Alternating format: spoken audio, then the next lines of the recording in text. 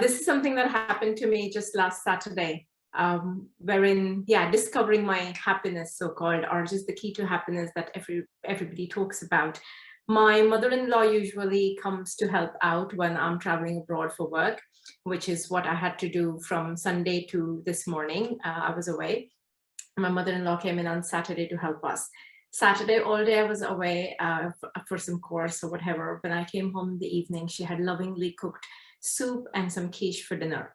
I was really upset. I was really pissed seeing soup for dinner on Saturday evening.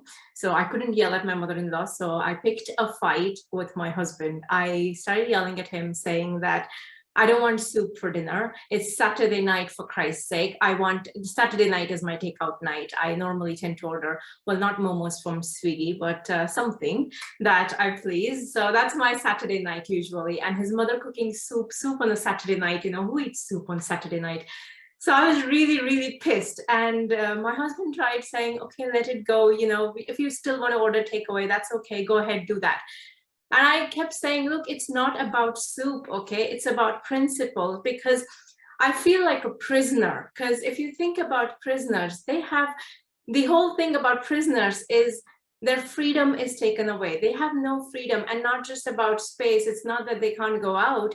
They have no freedom of choice. They can't make decisions. They can't go to prison and go, excuse me, I want a lasagna with avocado salad on the side and chips after that. You know, they can't do that. They can't order a chocolate mousse. So that's about it. And I said, I'm not a prisoner. I have done nothing wrong. I deserve to have takeout dinner. I don't want my freedom to be taken away. So it's not about soup, but it's about freedom of choice. And that's why this is important to me. It's not about soup. So my husband, well, consoled me and everything. And finally I said, it's okay if I can't have takeout. You know, I want to go now to a restaurant. And I picked my favorite Mexican restaurant, and he made reservations there. We finally ended up going to the Mexican restaurant for dinner. I had my favorite food, ordered my favorite dessert. So in the end, my bickering with the soup had a happy ending, which was I got my favorite restaurant, my favorite meal, and everything. The next morning I had to leave for Romania. Now, some of you know me. I normally tend to, in my holidays, tend to work in Romania with charity. I volunteer to work with some orphans and underprivileged children in Romania. I went there as usual. Well, I had not been there for 2 years because of COVID, but I went there, and my friend who runs the charity hosts me normally in a wonderful hotel and everything. He picked me up, took me to the school where I worked with the children, and it was all good. Then evening he brought me home. Next day I was supposed to go back again.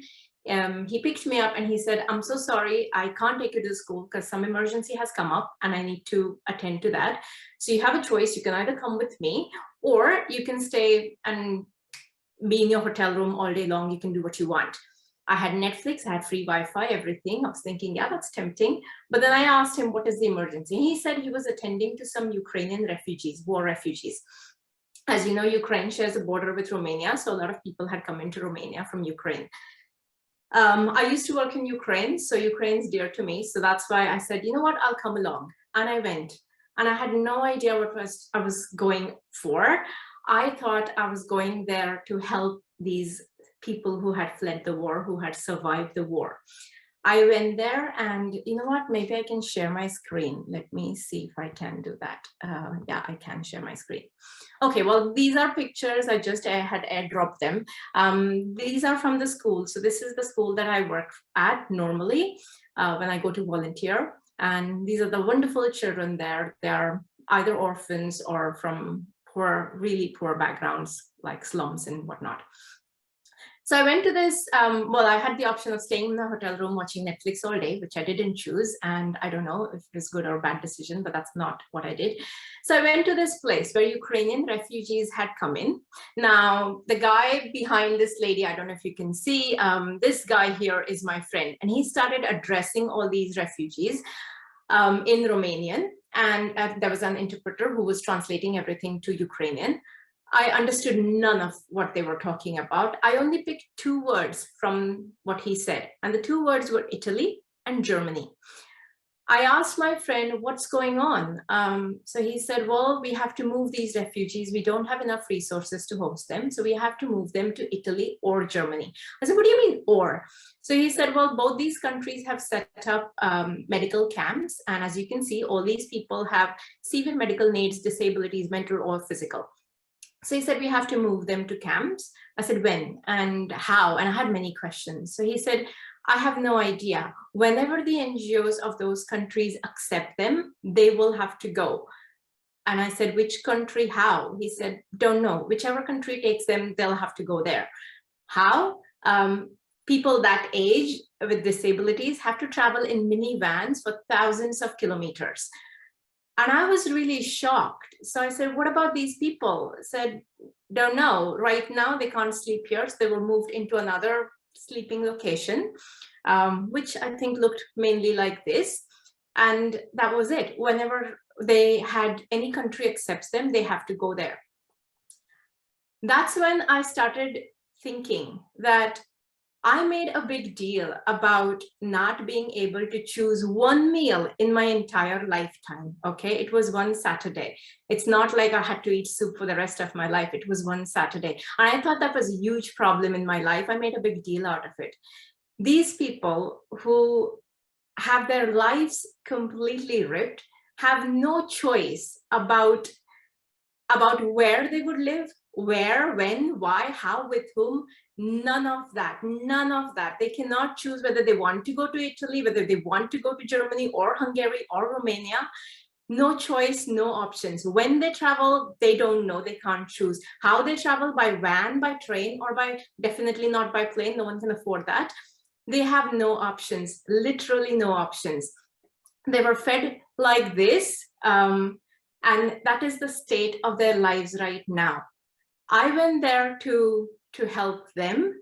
And in fact, they helped me find a lot and discover a lot about myself.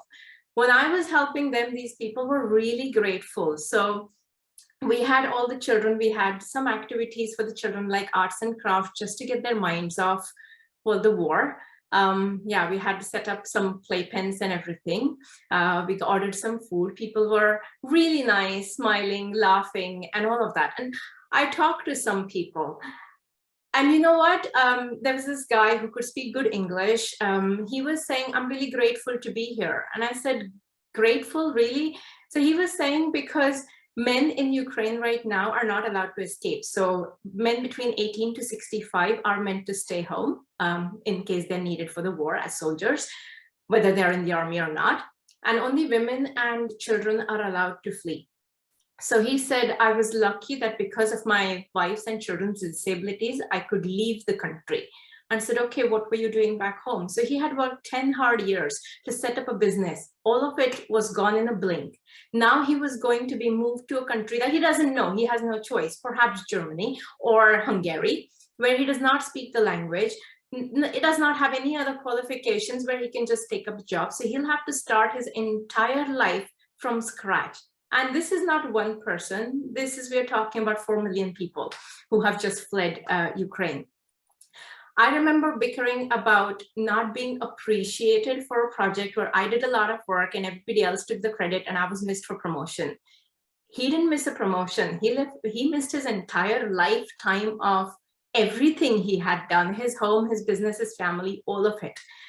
So there are people who have, when I compare myself to their lives, my soup problem seems like really nothing compared to the problems that they have. So I went there with a hope to help them survive. I came back with a way where they found the key to my happiness.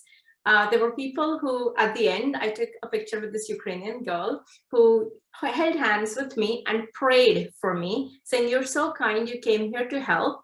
I'm going to pray for you every day in my prayers. So she wasn't praying that God help me, God give me this. She was going to pray for me to be happy. So just to summarize this, basically, when you think about only your problems, yes, they seem big because you're looking at them as they're your problems.